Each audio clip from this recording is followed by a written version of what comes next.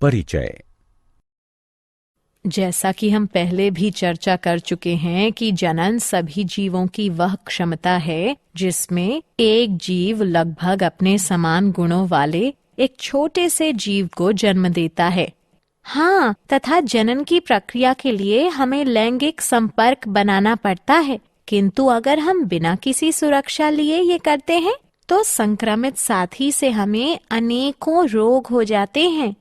जनसंख्या में तीव्र तेज वृद्धि के कारण हम जनसंख्या विस्फोट का निरीक्षण करते हैं।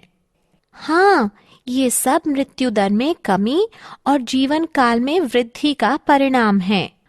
तो आओ इस पाठ में हम जनन के बारे में विस्तार से चर्चा करें। उद्देश्य। इस पाठ के अंत में आप निम्न करने में सक्षम हो जाएंगे: जनन स्वास्थ्य के महत्व को समझना, यौन संचारित रोगों को पहचानना, जनसंख्या के नियंत्रण की विधियों को समझना, लिंग अनुपात को समझना, जनसंख्या आकार को पहचानना। जनन स्वास्थ्य। जनन स्वास्थ्य सामान्य स्वास्थ्य के वे सभी पहलू हैं जो कि एक मनुष्य के सामान्य, सुरक्षित तथा संतुष्ट जनन जीवन को बढ़ावा देने में सहायक हैं। यौन संचारित रोग। वे रोग जो यौन संबंधों द्वारा एक संक्रमित प्राणी से स्वस्थ प्राणी में संचरित होते हैं, यौन संचारित रोग कहलाते हैं। ये विभिन्न सूक्ष्म जीवों द्वारा, जो कि योनि, मूत्रमार्ग, गुदा और मुख के गर्म और नमी वाले वातावरण में रहते हैं, इनके द्वारा उत्पन्न होते हैं। कुछ यौन संचारित रोग निम्न हैं: सुजाक यानी गोनोरिया, सिफिलिस, ट्राइकोमोन्स्ता, एड्स। सुजाक यानी गोनोरिया नाइजेरिया गोनोरिया जीवाणु द्वारा होता है। इस रोग का मुख्य लक्षण मूत्रोजनन मार्ग में सूजन तथा जलन है तथा पेशाब करते समय रोगी को अत्यधिक जलन महसूस होती है।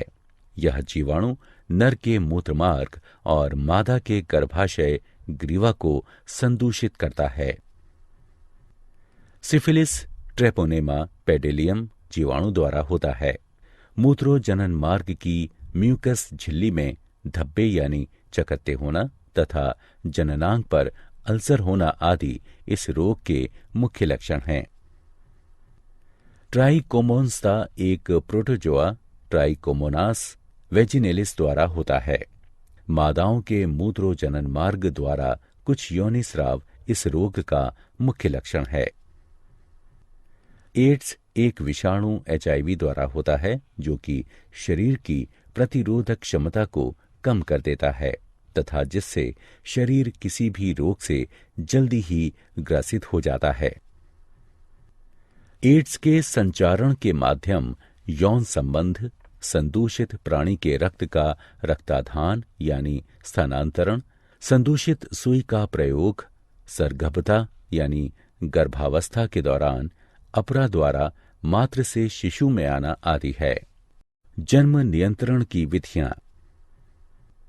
सगर्भता गर्भावस्था का नियंत्रण करने के लिए अनेक तकनीकियां विकसित की गई हैं। ये मुख्यतः 3 प्रकार की होती हैं: यांत्रिक अवरोधक विधि, रासायनिक विधि, शल्य क्रियात्मक विधि। यांत्रिक अवरोधक विधि। यांत्रिक अवरोधक विधि में शारीरिक बाह्य युक्तियां जैसे कॉन्डोम, डायाफ्राम और ग्रीवा टोपी प्रयुक्त होते हैं, जो कि संभोग यानी मैथुन के दौरान शुक्राणुओं को स्त्री के जनन मार्ग में घुसने से रोक देते हैं। अतः यह उनके बीच में रोधक की भांति कार्य करता है। अंतःगर्भाशयी युक्तियों का प्रयोग गर्भाशय में अंतरोपण को रोकता है। यह युक्ति कॉपटी है, जो कि डॉक्टरों या अनुभवी नर्सों द्वारा गर्भाशय में सुरक्षित रूप से लगाई जाती है। रासायनिक विधि।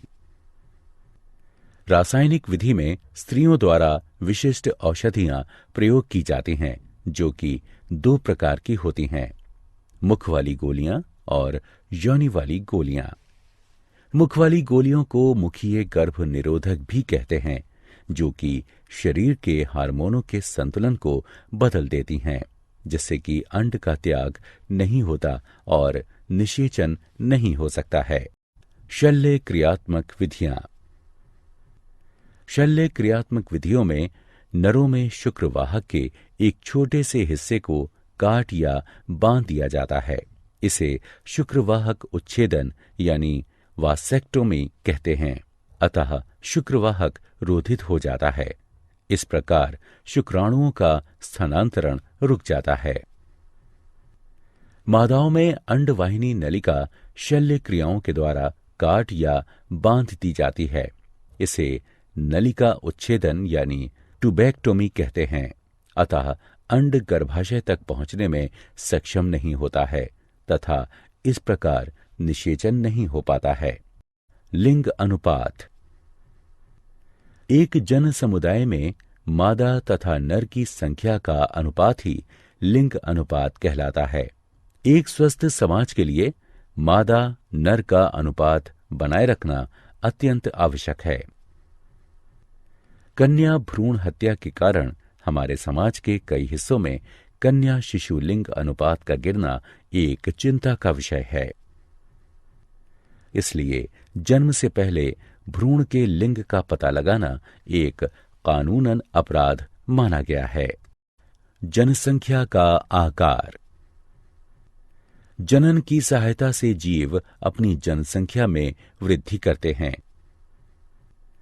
एक निश्चित जनसंख्या में जन्म तथा मृत्यु की दर जनसंख्या का आकार निर्धारित करती है। जनसंख्या में वृद्धि तब होती है जब जन्म दर मृत्यु दर से अधिक होती है। सही विकल्प को उठाकर उसके संगत बॉक्स में रखें।